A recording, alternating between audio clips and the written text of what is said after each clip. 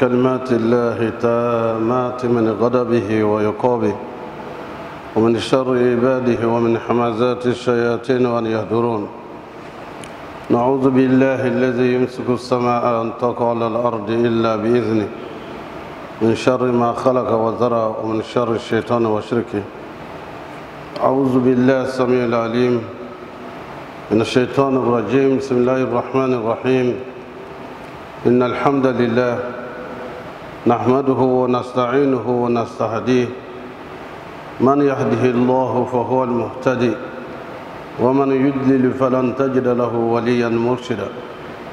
نشهد أن لا إله إلا الله ولي الصالحين ونشهد أن محمدا عبده ورسوله.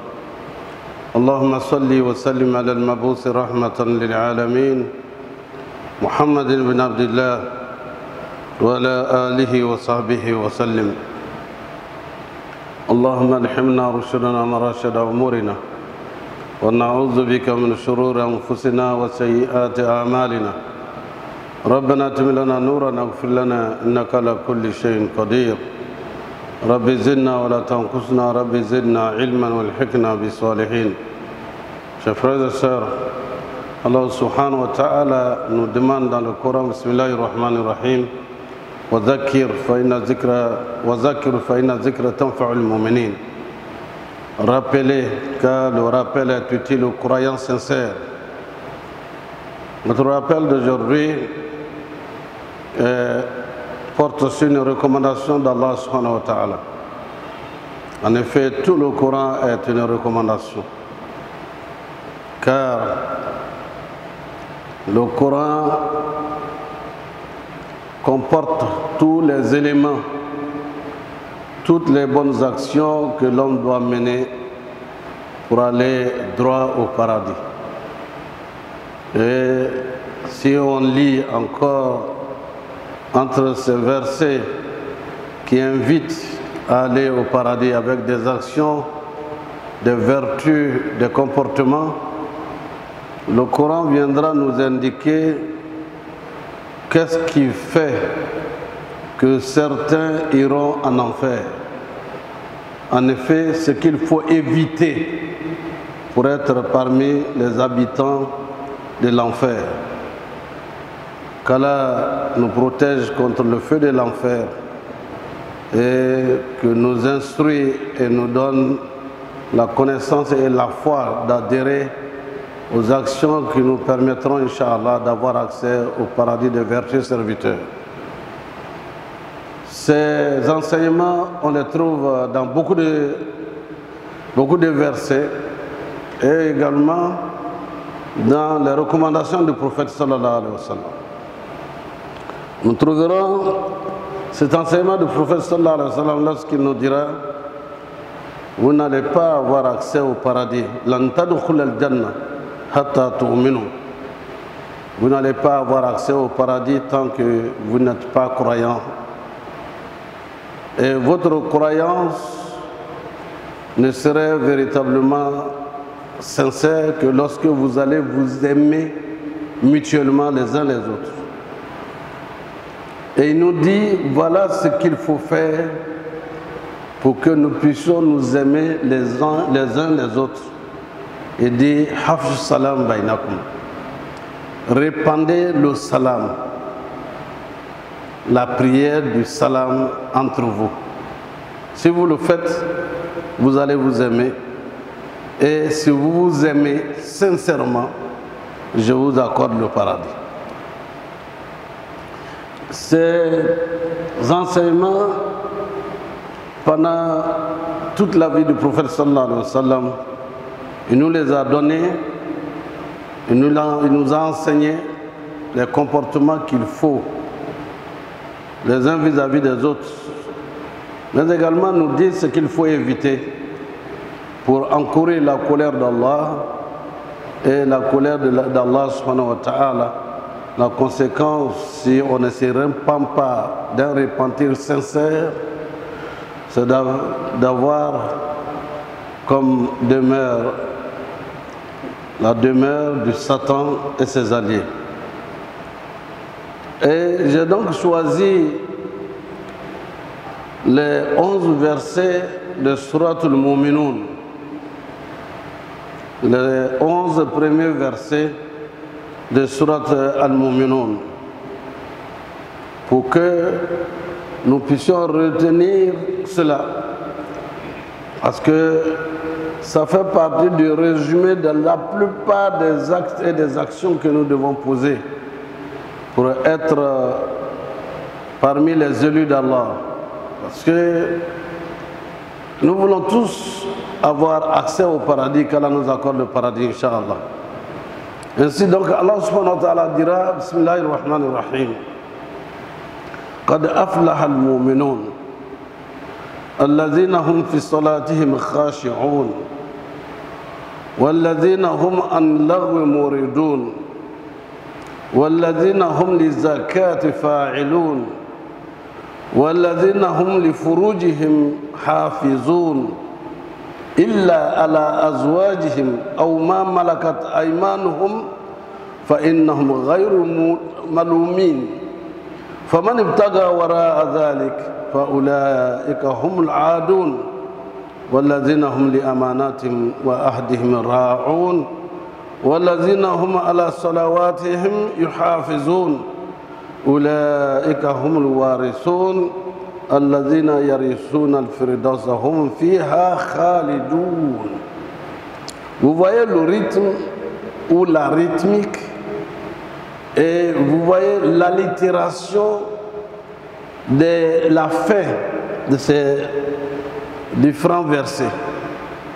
Doun, doun, doun, c'est doux. Parce que c'est pour ceux qui vont au paradis. Face à Allah, que nous soyons de ceux-là. Quand le Seigneur du monde commence, bienheureux sont certes les croyants sincères. On voit dans la tradition souvent les croyants. Mais ici, lorsqu'on parle de mu'minoun et de musulmans, c'est différent. Le musulman et le mu'min, ce n'est pas la même chose. Il y a une sourate qui distingue ceux qui sont croyants sincères et ceux qui ne le sont pas. Ces 11 versets vont nous indiquer clairement ceux qui sont des croyants sincères dans leur foi. Le mu'minoun, c'est le musulman. Je suis musulman. Il est en train de boire l'alcool et il dit, non, mais pour moi je suis musulman, mais je ne me saoule pas. Il ne sait pas que c'est interdit, d'une interdiction formelle. Si tu n'arrêtes pas, tu vas en enfer. Parce que tu n'es pas musulman, moumin, tu n'es pas le moumin. Le musulman sincère sont donc agréés par Allah. Le paradis est leur destination. Mais quels sont ceux-là? Alladhina hum fi salatihim khashi'un. Ce sont ceux qui sont humbles dans leur acte de prière, dans leur salat.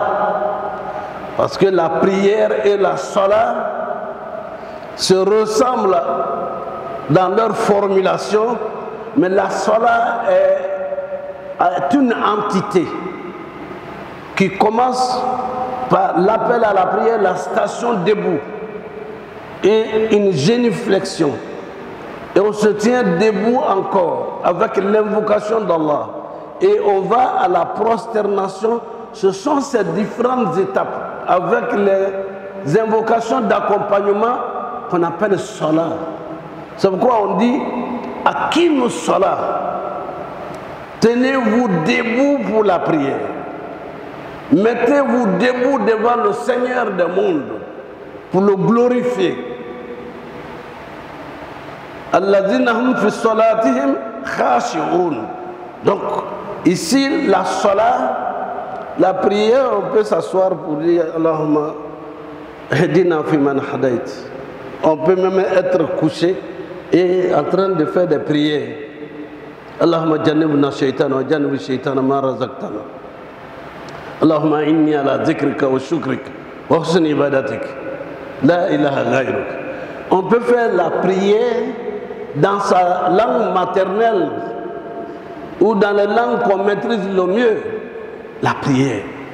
C'est ce qu'on voit dans d'autres lieux de prière. Oui, il faut la prière. Mais ce n'est pas cela. Quand on parle de la prière cela, concernant les messagers qui ont précédé le prophète Mohammed sallallahu alayhi wa sallam, on parlera de la prière en tant que cela et non la méditation, l'exhortation, étendre la main à Allah.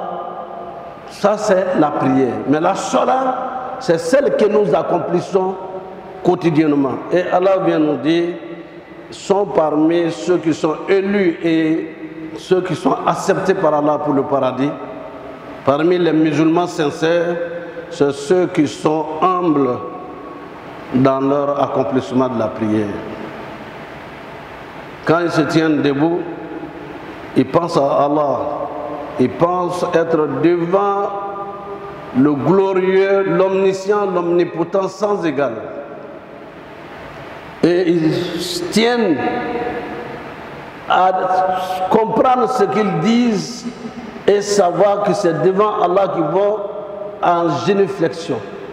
Et c'est devant Allah qu'on se prosterne et non devant les êtres humains. Aucune de ces étapes ne peut être faite devant un être humain.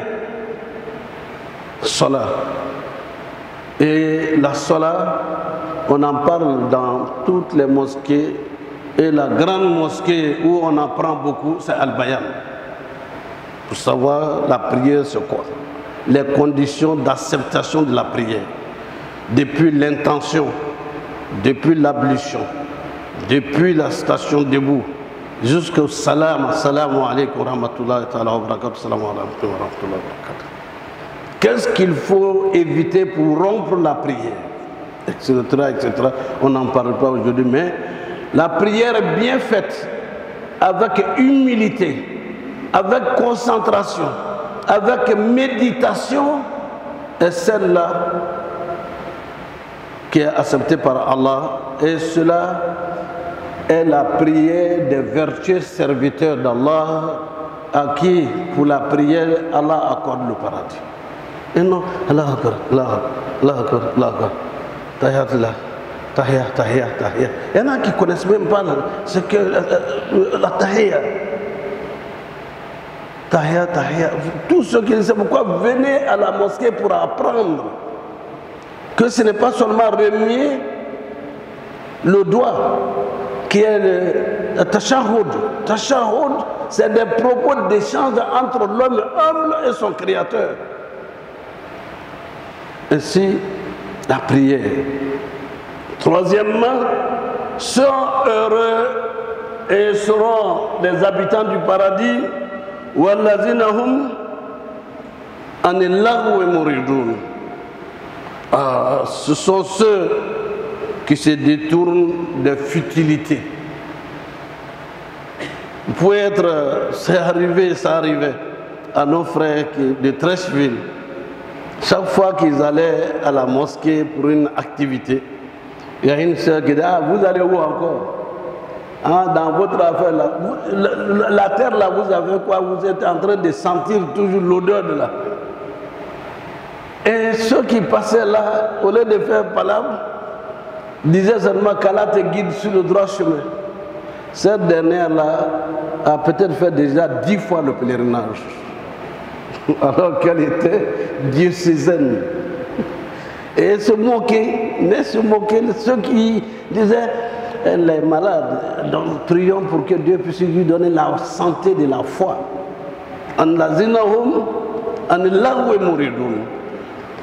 Au passage, on se moque de vous, de votre habillement.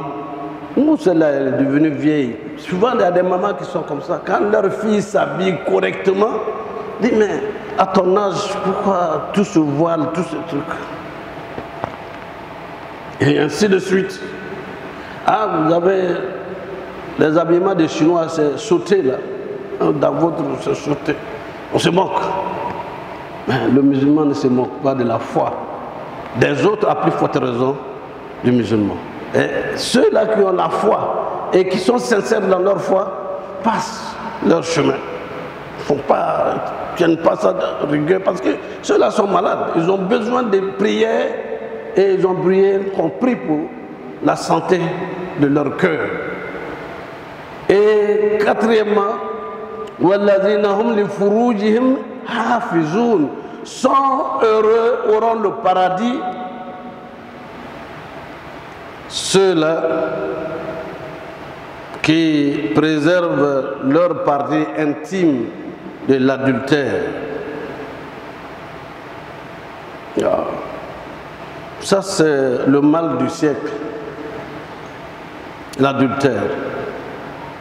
Le mal du siècle. Et c'est peut-être l'une des raisons pour lesquelles beaucoup de maladies se répandent aujourd'hui parmi les hommes. Les hommes entre eux. Sexe entre les hommes.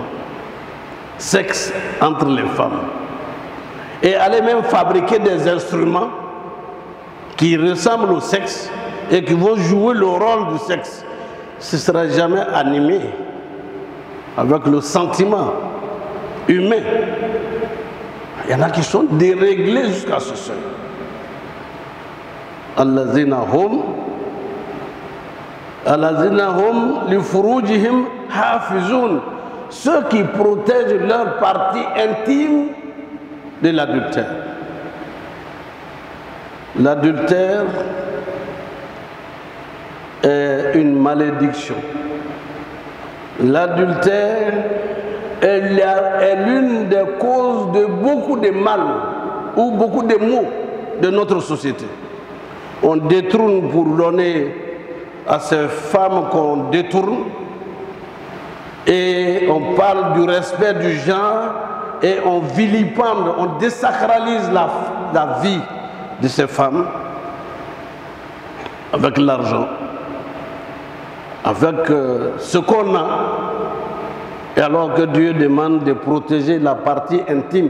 Le prophète va me dire, sallallahu alayhi wa sallam, il dit, celui qui me garantit ce qu'il y a entre ses deux lèvres et ce qu'il y a entre ses deux jambes, je lui garantis l'accès au paradis. Celui, musulman et musulmane, qui garantit qu'ils ne vont jamais utiliser leur langue pour diviser, pour diffuser des fausses informations, pour séparer les amis, les frères, et qui ne vont pas utiliser leur langue pour le mal, et qui vont veiller sur la sacralité de ses parties intimes, je lui garantis l'accès au paradis. C'est sérieux. On dit qu'il ne faut pas dire, nous-mêmes, nous étions dans la campagne, nous le sommes. Nous ne prenons pas le VIH-Sida comme une maladie sexuellement transmise par des travailleurs sexuels. On a fini même par le dérèglement de notre société à appeler nos sœurs et nos filles avec leur dignité pour les mettre dans les magasins qu'on appelle les travailleurs sexuels. Pour qu'elles vivent de cet appareil sacré à partir de laquelle il est fabriqué l'être humain qui doit être adorateur d'Allah. Et celle-là qui est l'usine de production de l'être humain. Et ainsi, et on dit non, il faut travailler le respect du genre, mais on ne parle pas du respect de la femme en tant que telle. Nous voyons que la protection de la partie intime est au centre de toutes nos préoccupations. Et un maître nous disait, pour savoir si une société est en bonne santé morale, spirituelle, intellectuels, allez voir l'état des femmes dans cette société. Si les femmes sont dans leur humilité, dans la protection contre les travers sociaux, dites que cette société est en bonne santé. Même la paix régnera dans cette société. Mais lorsque vous verrez les femmes devenues moins que rien, alors ça veut dire que la société est moins que rien. Parce que la femme est la valeur réelle même de l'être humain que nous sommes. Parce que c'est l'usine de production de ces imams, de ces directeurs, de ces intellectuels, de ces leaders. Tout cela sort de la femme. Mais si on en fait un objet sexuel, alors que la sexualité a une fonction morale, une fonction éthique et morale, devient une banalité quotidienne comme les sociologues le disent. Là encore, c'est nous qui sommes tous interpellés de celui qui protège la partie intime. Allah lui garantit le paradis. Il fait partie des mu'minines. Illa ala azwajihim. Le prophète Allah subhanahu wa ta'ala va mettre des garde-fous. Les parties intimes ne sont utilisées que par rapport au mariage, que dans le cadre du mariage. Dans le cadre du mariage. Le mariage entre un homme et son épouse, soit dit en passant. Ici, nous organisons la préparation des futurs mariés au mariage pendant une semaine, 2 semaines, qui viennent prendre des cours comment réussir son mariage. Comment réussir son mariage. On ne va pas, je l'aime, elle m'aime, je t'aime, vous aimez, vous venez de se retrouver devant l'imam. 3 mois après, on ne se comprend pas. Mais c'est les parents, c'est ceci, cela. On vient pendant 1 semaine, 2 semaines, donner des cours. Les jeunes enregistrent et quand ils reviennent le lendemain, ils viennent répéter ce qu'ils ont appris. Pour qu'ils soient convaincus et savoir ce à quoi ils s'engagent pour un mariage de bonheur, un mariage pour l'éternité de séjour dans ce monde d'ici-bas et avoir accès au paradis dans l'au-delà.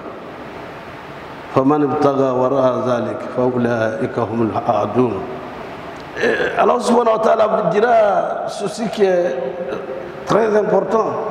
Et de ceux-là qui vont au-delà du cadre des rapports intimes entre conjoints sont des ennemis, sont mes ennemis. Ça veut dire Allah va te combattre en commettant l'adultère. L'adultère enlève la baraka. Celui qui commet l'adultère, quand il parle, Allah a enlevé la baraka. Sa parole va s'arrêter dans les oreilles. La parole n'ira pas dans le cœur des gens et ne pourra pas changer. Ça ne t'a pas changé toi-même. Comment ça peut changer le récepteur, celui qui reçoit? Allah va enlever la baraka dans la fortune que tu as. Nous voyons des centaines de millionnaires, centaines de millionnaires, centaines de millions, ils se regroupent pour fonder une société de transport, une société de transport. Mais ils ont des femmes sur tout le long de leur parcours. Toutes ces sociétés sont tombées. Sont toutes tombées. Il y a des règles dans le fonctionnement de ce monde. Allah qui a créé ce monde-là, il connaît les règles de son fonctionnement et il nous dit, suivez cette voie. Si vous allez au-delà, il dit, ceux-là sont les ennemis, je vais les combattre. Donc, Allah te fait connaître la pauvreté. Jusqu'à ce que tu te repentes d'un repentir sincère, sans retour aux actes encore de désobéissance à Allah. Allah subhanahu wa ta'ala dira وَالَّذِينَ هُمْ لِأَمَانَاتِهِمْ وَأَهْدِهِمْ رَاعُونَ.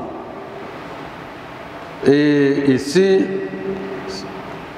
Allah dira qu'il donne le paradis à ceux qui gardent le dépôt et qui, lorsqu'ils donnent un engagement, ils obéissent cet engagement. Et quand ils prennent un engagement, ils y vont.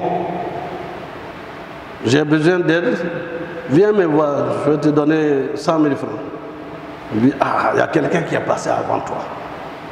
Nous allons nous arrêter là pour le reste du sermon, Inch'Allah, qu'Allah nous donne le vendredi prochain pour que nous venions sur le reste des éléments qui font que nous sommes des amis d'Allah et à travers lesquels Allah subhanahu wa ta'ala nous accordera le paradis. Parce que notre monde est devenu un monde sans dessus-dessous. Nous avons la chance, en tant que musulmans, que nous avons un livre infalsifiable. 1442 ans, nous avons un livre qui est un défi à tous les intellectuels du monde depuis, à travers l'histoire. Le Coran parcourt et partout aujourd'hui dans le monde.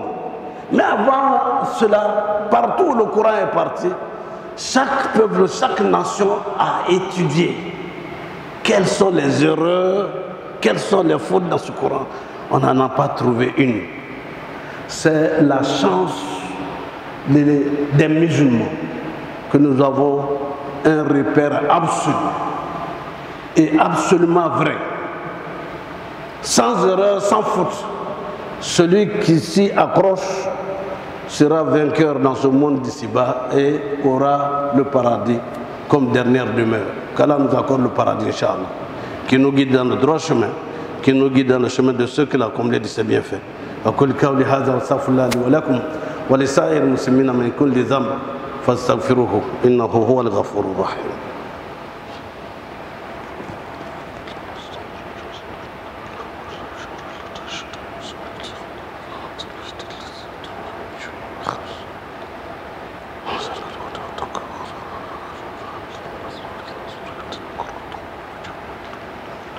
الحمد لله رب العالمين والصلاة